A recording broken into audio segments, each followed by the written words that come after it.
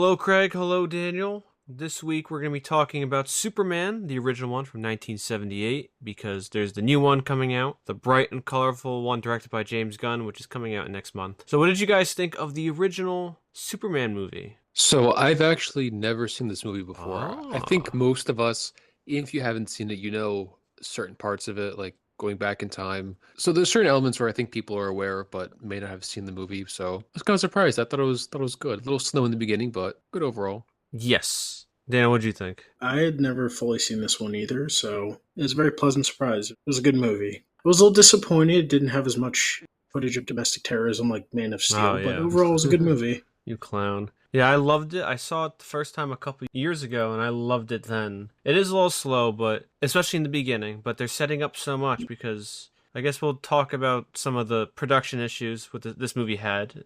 Did you guys even look anything up? Were you aware of some of these production issues? I looked it up after the fact. So essentially, the original script was 500 pages. They got the guy who wrote The Godfather. He turned in a 500-page script, or almost 500 pages, and And you then they said like a brought. page translates to a minute, right? Yeah, I don't know how someone back then would write this on a typewriter. That's insane. 500 pages, that's nuts. So then they brought in two other writers who were like more hokey, and then they brought in another writer. I forget his name. He was uncredited because the Writers Guild's weird. It's something Mankiewicz. And Richard Donner, the director, fought hard for the Mankiewicz fella to get credit, and the Writers Guild refused. So then the creative consultant credit was given to Tom Mankiewicz. So he rewrote what we have now as the final product.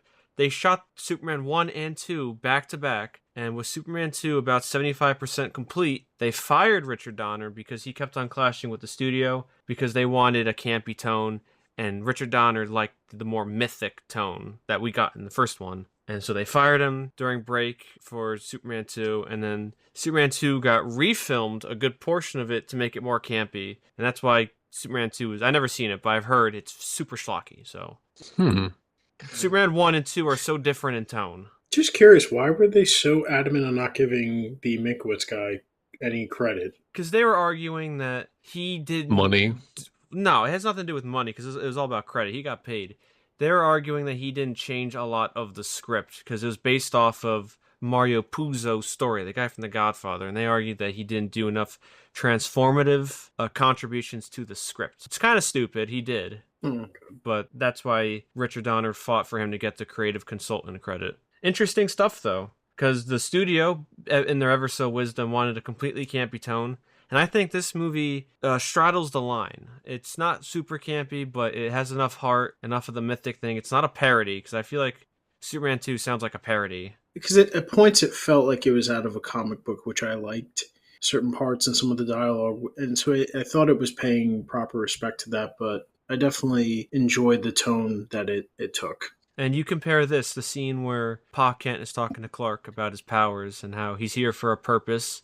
He doesn't know what the reason is, but he's here for a reason. And then you clash that with Man of Steel, where he says, "Yeah, let those kids die in a bus." It's just they understood even back then. They understood what Superman was and who Superman is. He's the embodiment of hope, and he fights for truth, justice, and the American way. Then you have the Zack Snyder terrorist running around blowing things up.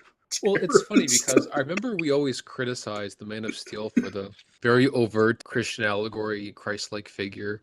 And they do it here too, but I guess because it's good, it's not as annoying. Well, it's more toned down. I don't know about that. It's just not as annoying. The movie's better, so I think you tend to let it slide as opposed to Man of Steel where you're bored, so you start thinking like, oh, Oh this yeah. is kind of a bad movie. Well, Man of Like Steel, didn't he his was. father say Oh, like I give you my only son to Earth? Yeah, Like but it's it not was as more so in the annoying beginning, as yeah.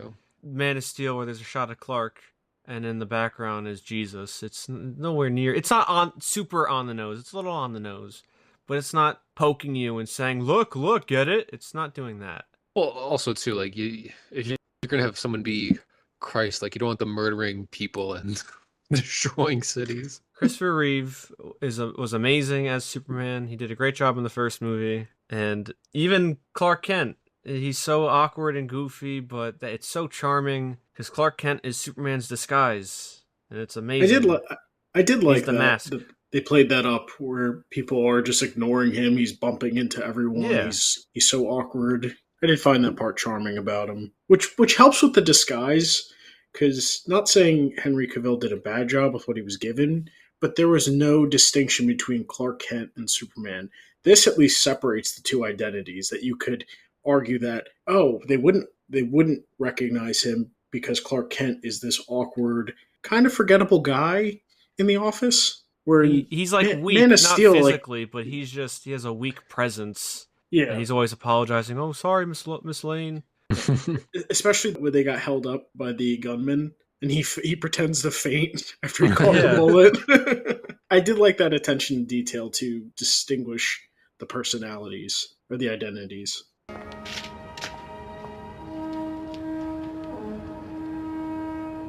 Well, you mentioned like the cheesiness too. Even some of the word choices, like I think he said "swell." That's Yeah. just swell. I don't know. It makes me laugh. And then, oh, is it Jimmy Olsen kept saying? Oh, I forgot what he was saying. But even Jimmy Olsen was like very cheesy too. He was a kid. Yeah. They said the line, Olsen, what are you doing here? I'm not paying you $40 a week. Oh, man. I can't imagine. That sounds so low, even for 1978. Oh, Jimmy Olsen was saying, "Oh golly" or "golly gee," Yeah.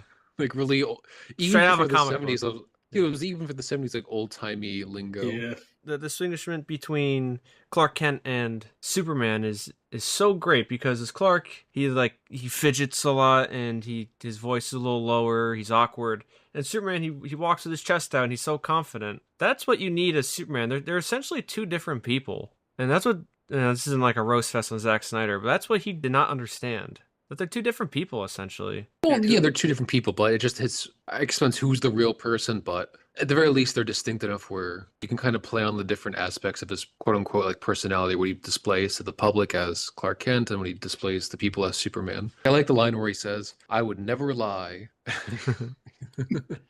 I mean, it's nice. I like it because one, it's him being, I guess, a little cheesy, but sincere, but also, I guess, not meant to be hypocritical because like he's obviously lying to Lois Yeah. Lane about who he is. But I did like the line after he saved her from the helicopter. Statistically, These lines are flight travel. yeah, these lines are straight out of a comic book. Statistically speaking, of course, it's still the safest way to travel. Or when she's smoking, she's like, "Oh, lung cancer," right? And he scans her, and he's No, like, not "Oh, yet." not yet." I'll Yeah. take the cheesy, over the top, happy, confident Superman as opposed to mumbling around and debating if he should save the planet he lives on. I don't know. I just feel like that kind of positivity is just infectious. Like I'm watching it. He's really over the top.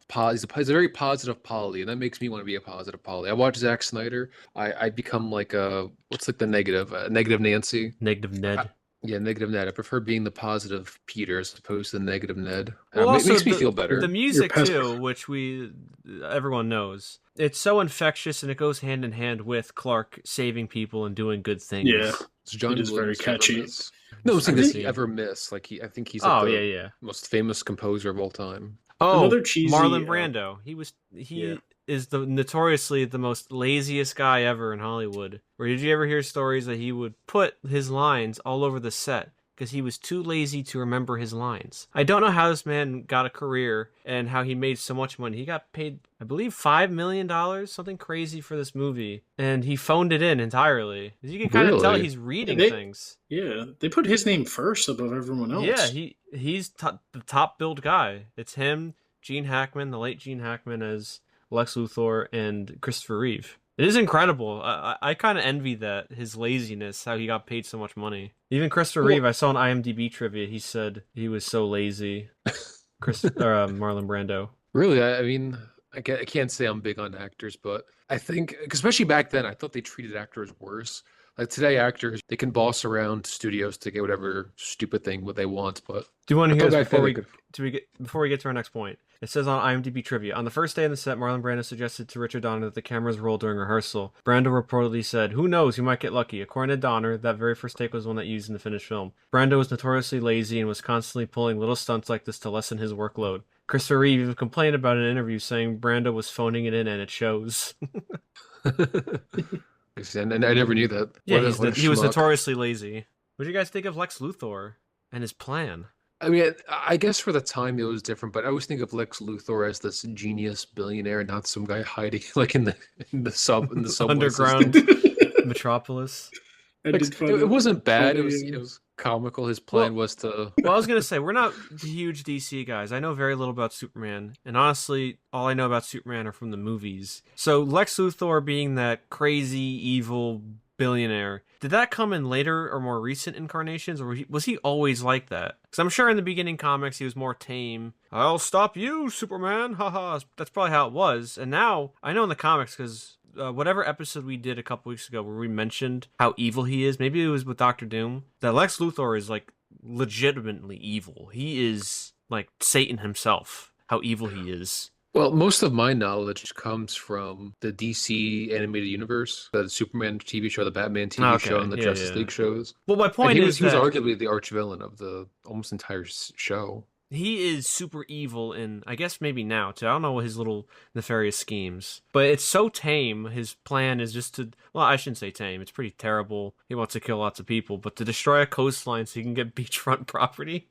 in California, destroy the fault line. And he was more clever about it. He sent another missile as a distraction to Superman. He sent that to Hackensack. So it's so tame. It's so tame. He's like, oh, it's my wife. That's where my mom lives. Is she dead yet? He checks his watch. No, not yet. He's so evil. It's weird because you say it's tame, but he wants to wipe out probably tens of millions of people on the West Coast. I meant like the climax is so tame, and because now he would be having some ridiculous evil plan. I know he builds suits in the comics. So now he would be in a giant suit fighting Superman, probably, if they did this now. What I meant by tame was, obviously he's going to kill a lot of people, but his motivation is just to own real estate. It's so silly. Of all the things that you could do is to own real estate, not global domination. Just, I can rent out to people. I'm going to steal this nuke and then blow up the fault line. I got a nuke. Don't you think you nuke DC, nuke, I don't know, major centers? He just wanted property, Craig. Simple man. I think why no one can buy houses. I think how he stops the military to. I did not like his Otis was that guy. I did not like him. Too silly. Yeah, the bumbling goon. Yeah. I did like his one line to Otis where he said, 200, a very descriptive number. The number for your weight and my IQ. Yeah. Well, yeah, he just picking on the whole movie. But why would Lex Luthor, a super smart guy, keep that bumbling moron around? I did think it was funny when he's a bumbling moron. He got followed by the cop in the beginning of the movie, but Lex, of course, he's super smart, thought ahead that someone would follow him, so he ends up having the door push the cop into the subway. Yeah. He's like, you got followed again. This Lex Luthor felt like he liked being evil. I appreciate that. He's reveling in it. He invites Superman in just to laugh in his face. Yeah, just to drown him. It would have worked if that lady, Superman, didn't speak to her. It would have worked. His plan would have worked. I did think it was kind of funny how he stops the military with a truck carrying a motorhome or one of those homes on the back. Yeah, the bridge. He tries twice because Otis fails. That was the backup plan. They were the ambulance first, and then almost immediately, I thought I missed something because I looked away for a second, and all of a sudden they're in another disguise with that motorhome. So they definitely had that just laying around in the road. And they just drove to that and intercepted the military missile. So I thought the opening was pretty funny because it reminded me a lot of Man of Steel, and I guess I knew where they copied it from now. Oh, with the Zod. Yeah, the whole opening is pretty similar where they put Zod on trial, they send him into the Phantom Zone, and then they realize that their planet's dying, so they send Clark away, or Kal-El away, and the planet gets destroyed. I don't know, it was obviously the Snyder one was much worse, but I did think I was getting a chuckle just seeing how similar it was, and not that this one was much better because it was still kind of boring, but at the very least it wasn't the schlock from the Snyderverse. And they did it first. I was distracted by those little hula hoop things that kept on moving around the guys. Oh yeah, I was like, what is that? Optical illusion. That was so cool. Yeah, I think maybe the beginning is so slow because it's trying to establish so much. It's setting up already as soon as it starts the sequel. And again, they film both movies at the same time. It's just weird because I guess I think of back then they don't normally plan for film movies back to back like that, right? None. That was not unheard of, but it's not normal, right? Yeah, I mean, Superman, the original one, was the most expensive movie of all time at that point. Oh, really? Its budget ballooned to $55 million. And then most of it go to Marlon Brando, who wasn't even memorizing his lines. No, it was just constant changes. A lot did go to Marlon Brando, though, that lazy guy. He got paid $1 million for every line he memorized, which wasn't a lot. He got paid so much just to mumble. mumble Because and the other look thing, around. One part that did get a chuckle out of me was the running scene. Oh, well, yeah, that was the best they could do. It looked a little silly because he was clearly on a wire suspended above the ground. I don't get why when they show people running in super fast motion, they always have to be over exaggerated and flail their arms. Do these people run? Well, Because they're not. they showed him up close and his arms were flailing like crazy. Their If you feet aren't touching the ground, so that's why he's flailing. He's in air, right? He's not touching the ground. I understand that, but he can't simulate like your arms being uptight and close when you're running. I don't know. It's probably hard. He's in a rig that's probably going God knows how fast. It did remind me, the up close shots of his arms flailing reminded me of the Flash from the Snyderverse with his flailing arms. No.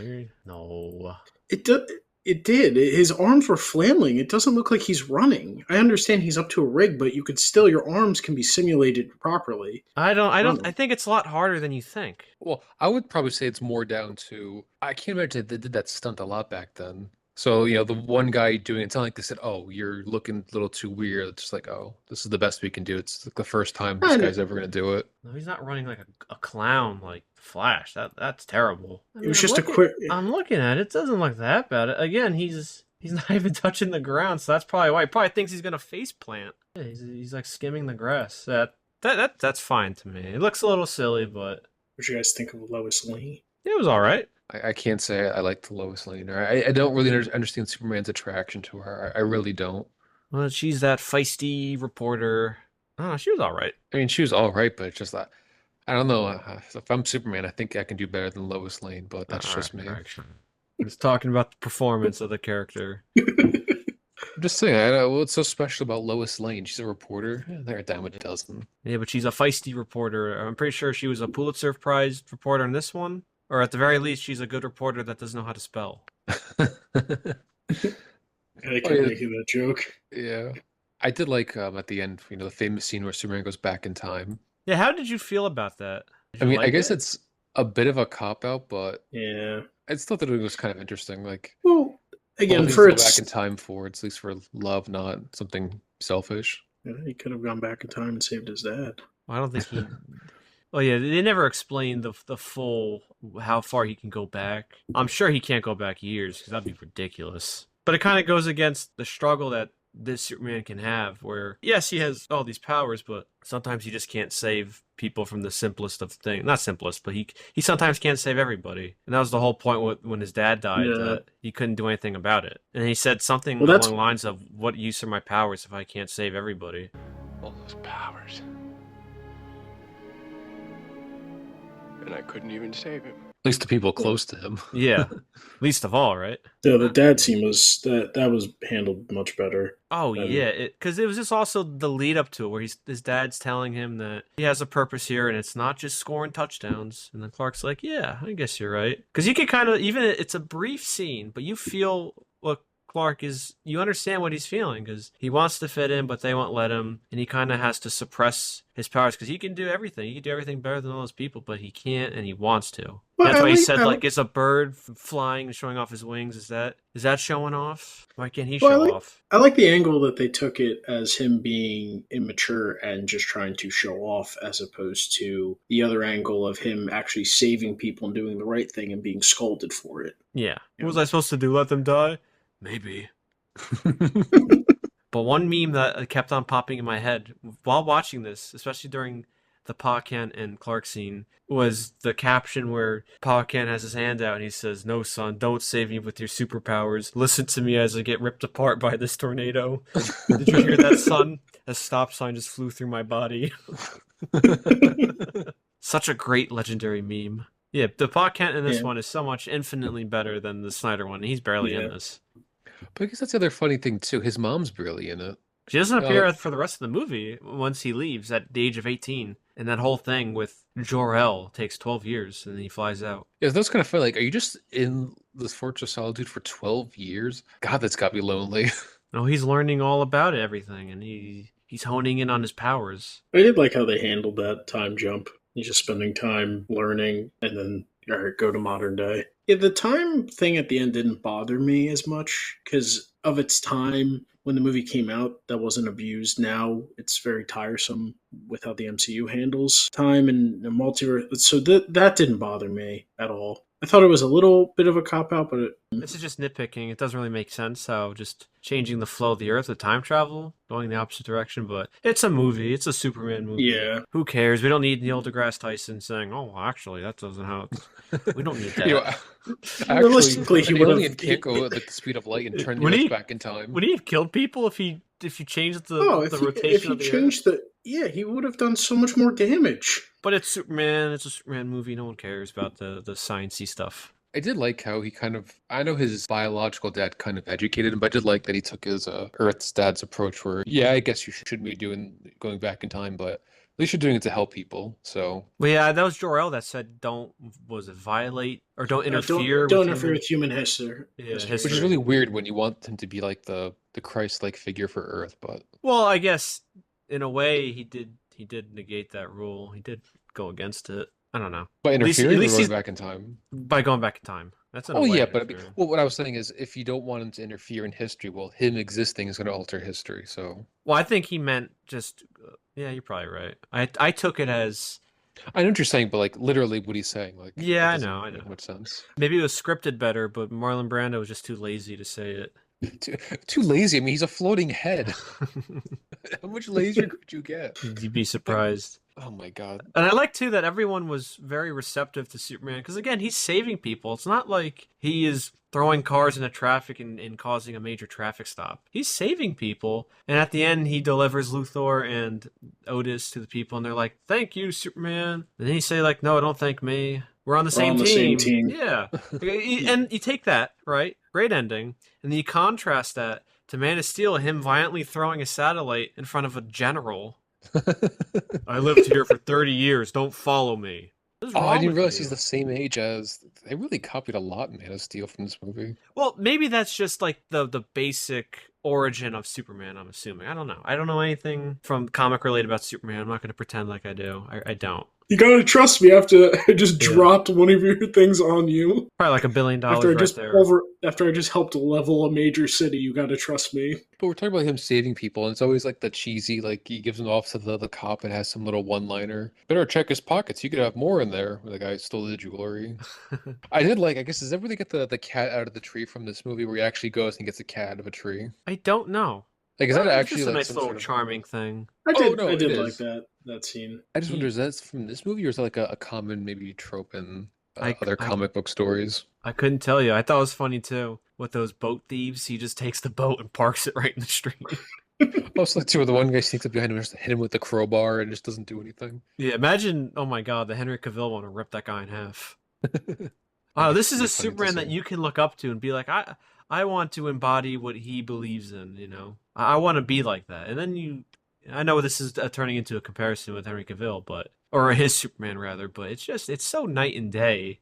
And the Man of Steel one is so unintentionally funny because of how violent he is and how it misses the point. This is Superman. Like, this is what I think of when you say Superman. The Christopher Reeves one would have stopped the 18-wheeler that Zod kicked at him instead of letting it go right into the building behind him and blow up. Yeah, yeah. He'd probably say something like, "Is this the way to treat street vehicles, you ruffian?" And he would have caught it. Or, You this ruffian. can't, yeah, you can't park this here and push it out. He'd put it into a correct parking space. You can park here from 9 a.m. to 3 p.m. Only on weekdays. Yeah, it's just so night and day. That's why this was refreshing, even though this came way before, but it's just nice to see this. And then I see the clips of the new Superman movie, and it looks like it's in the same kind of tone as the Christopher Reeve ones. So I'm definitely more excited to see the new Superman movie. Well, it's what people wanted from the beginning. They didn't want some dark, depressing deconstruction of Superman. That's not what you. That's the kind of story for a spin-off. It's not the kind of story that you build your cinematic universe on. Yeah, But someone should have told that to Hack Snyder. yeah. Just I guess the reason too we're comparing them is I think, at least for me and Dano, I've never seen this one before. So my cinematic Superman is mainly the Man of Steel one. I have not seen Return of Superman. I've not seen Superman these yet. Returns. Same thing. I'm hoping for the live action Superman, he gets replaced with either this one or the new one that's coming out because I finally want to delete Man of Steel from my brain.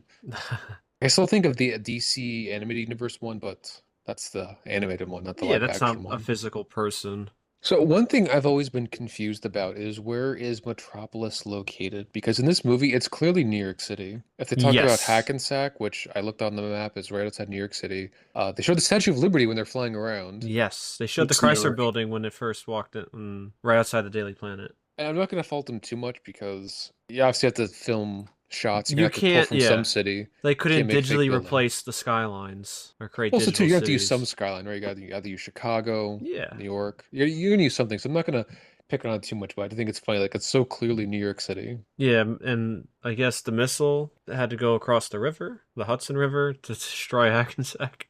I don't know why it took so long. Because my knowledge of where these cities are is probably from some old comic panel, but I remember seeing that Metropolis is in Delaware and the Delaware Bay, and then right across the bay is Gotham. Are they actually right across from each other? Is that a fact? I thought they made that up for the Snyderverse movie, Batman vs So Superman. I don't know where Metropolis is. 'Cause some say it's in the Midwest by Smallville because he's from No, Kansas. No. it's not.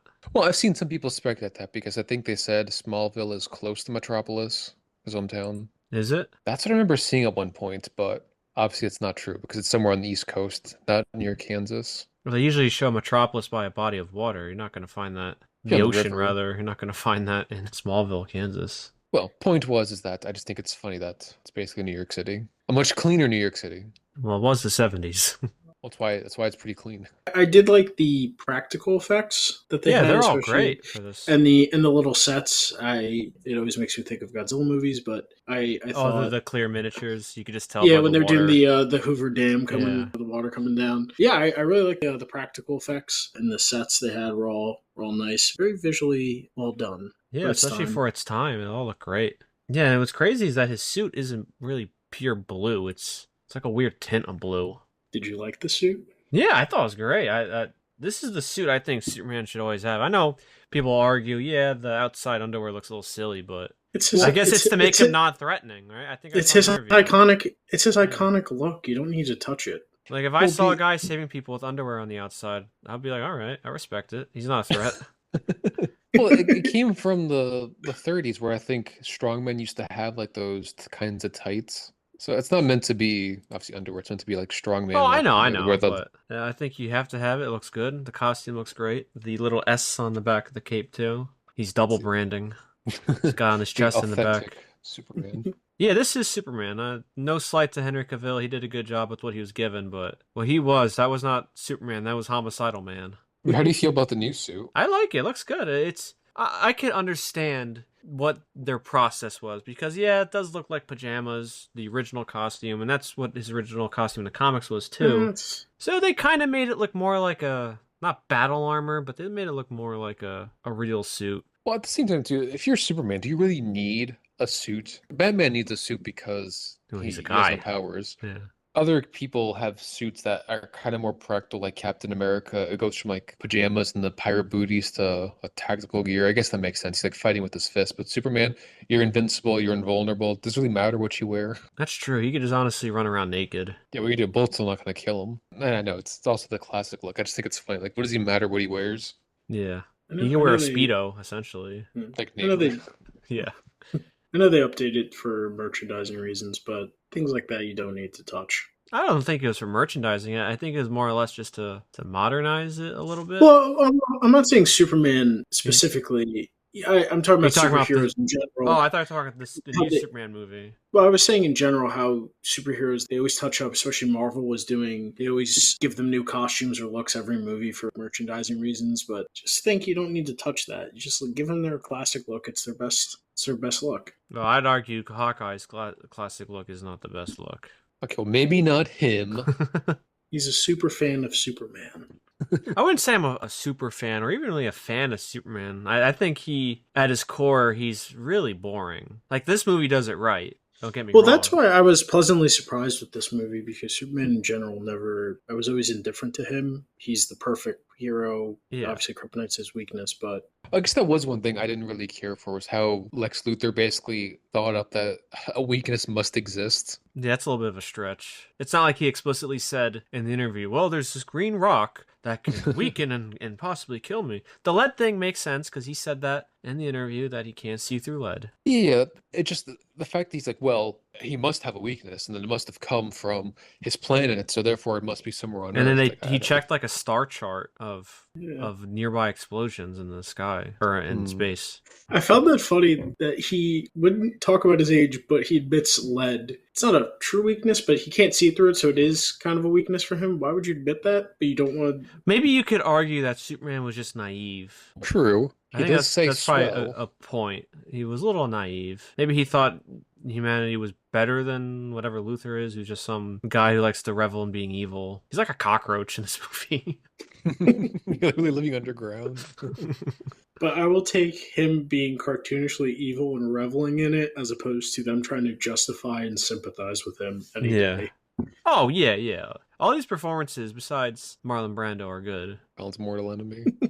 No, it's just The lazy man. just reading about all of it, how lazy he was, all his antics. And back then, actor names mattered a lot. So I could see why they're like, oh, I guess we got to get this guy. I don't know. So you said next week we're doing Superman Returns, right? Yes. Now, is that a sequel to just this movie, or is it a sequel to Superman 2 It's a as sequel well? to Superman 2, but Superman 2 is strange to watch because I feel like we'd have to do the Donner cut, and that's not accessible online, at least not as widely as Superman 2. I do own a triple feature, I'm proud to say, that has Superman 2, the Donner cut, and Superman Returns. I do have that on Blu-ray. So you've got the reboot trilogy, It's or the true trilogy, not the Superman 3 and Superman 4 Quest for Peace thing.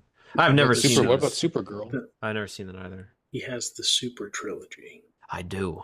I'm just surprised they made so many too. I mean, they have 4 movies and a spin-off with Supergirl. Well, at the time, I guess they're making money. They figured, oh, why not?